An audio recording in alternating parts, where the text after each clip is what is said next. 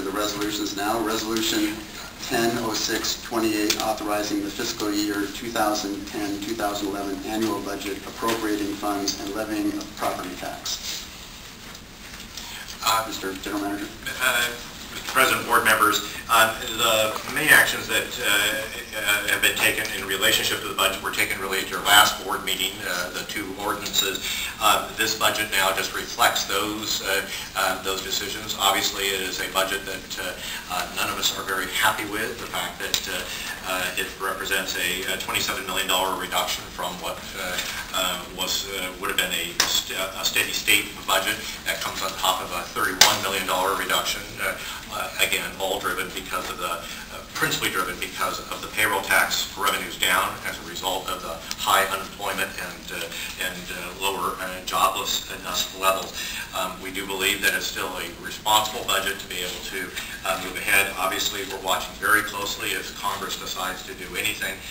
You saw from yesterday that Governor Kulakowski has announced at least across the board cuts, hoping that some of the congressional actions may be taken that would particularly address both education and Medicare, Medicaid. Whether there will be also something that's in a more job stimulus type area, which would be something that transit has always been very high on in terms of priority. Whether anything happens or not, I think is certainly not clear. I think many people are predicting that it's going to be hard to think that the Congress is going to do more deficit spending in the jobs area. We would hope that would not be the case, but that can, in fact, if there is something, obviously the ability of you and Neil to be able to address that in the existing budget in the 11 period, FY11 period is there. So with that, we would be happy to answer any additional questions about it. Are there questions of the General Manager? One question. Thank you, Mr. President. Fred, Neil, as we look at debt service, there's current debt service and then there's prospective long-term obligations that might be related to anticipated costs related to labor specifically. How do we forecast those, and are they forecasted as a current liability in any extent, and is there any funding that is provided within the current year's budget or future year's budget to cover or provide for reserves to accommodate any costs that might be incurred as a liability? Board President and Board Member Clark, if I'm understanding what you're really wanting to look at is less the issues of bus purchases that we might use debt for, although that certainly is there, or other things, but really around that, the labor side, is that right? Specifically, the two major obligations that we have are first relative to pensions. There is a long-established practice of fully funding pension trust funds. There are two trust funds we have. We're, by the way, not a PERS member, one of the few public agencies that is not. The pension fund is both. There is one fund for the union members and one for non-union. Board Member Lehrbach is the representative from the TriMet board as a trustee to those, to the union ATU trust fund. We are on a scheduled basis to be able to fully fund that. It's amortized over a number of years. Obviously, the stock market losses compounded those issues. Generally speaking, the ATU, the union contract is a bit over 50% funded. That was up higher than that, but for the stock market losses. The management trust fund was, in fact, had been a little bit over 100% funded. The losses to that took that down into, as I recall, around in the 70% range. But again, those are going forward. The other major category is what's called post-employment benefits, other post-employment benefits, OPEB. The current requirements are that and the budget reflects that, what the overall other post-employment benefits are, which is really kind of the health care, non-pension obligations. That that's listed as a, and is required to be listed at $632 million. Those will be or the actuarial will look at those again and such. Obviously, in the process of negotiating a union contract, which you heard from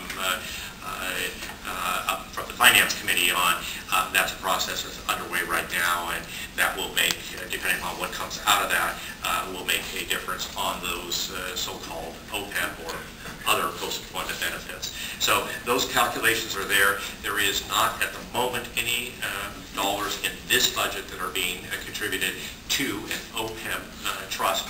We are handling those and have historically, as most entities have, on a cash, annualized cash basis. Thank you. Other questions of the General Manager pertaining to the budget? Just one, as more a statement than a question, and I am also concerned, sitting on the pension, that it is way underfunded. And I think that I'm not going to vote against the budget, but I think that we have got to do something about the conditions of the pension program, both union and non-union. I mean, as a board, we're responsible for that, and it's not in good shape at all. I'm very concerned about the condition that the pension fund is in for. I mean, I think we've all seen, as individuals have seen their 401ks go to 101ks, I think we've all seen the results of that. Our obligations are, and just to be sure, is that each year our actuarial assumptions go back and recalculate both the underlying value of the assets and recalculate what the annualized contribution is to, in fact, reach fully funded in the time frame that is provided for. And what that's meant during this period, because of the losses in the underlying assets, has been a substantially increased annualized contribution to the pension fund. It still is, as Board Member Lehrbach indicated, still underfunded, but it is on a schedule, and every year it is recalculated and the contribution set to be able to, in fact, bring it into fully funded fashion in the appropriate time frame. Is the target to be fully funded or to reach a certain percentage? I want to say fully funded, Lori, right? It's and it's over what, 20-year period. So what happens, obviously, is as the stock market and the underlying assets decrease, the annualized calculation means a higher annualized contribution.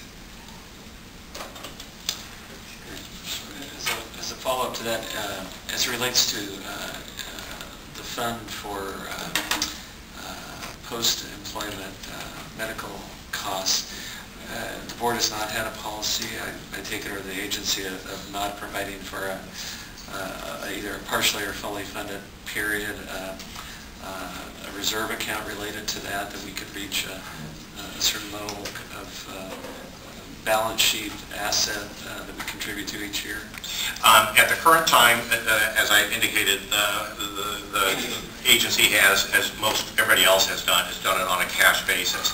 The current requirements of GASB, Government Accounting Standards Board, is that there's a requirement that the overall cost of the OPEB obligation be noted, and secondly, what an amortization schedule would be to be able to fund that, like the pension fund is. That is actually an underlying trust. There is no obligation to make that contribution. I think my guess is that over time you will see the financial markets requiring more and more funding. Annual figure would be about $50 million contribution required over the amortization schedule for the OPEB if it were to be funded. But as I say, the only two requirements of GASB are, one, to be able to list the total, and two, to be able to list what would be that annual contribution if it were in fact to be made. Thank you. I'm still seeking a motion to approve the budget. So moved. Second. Second.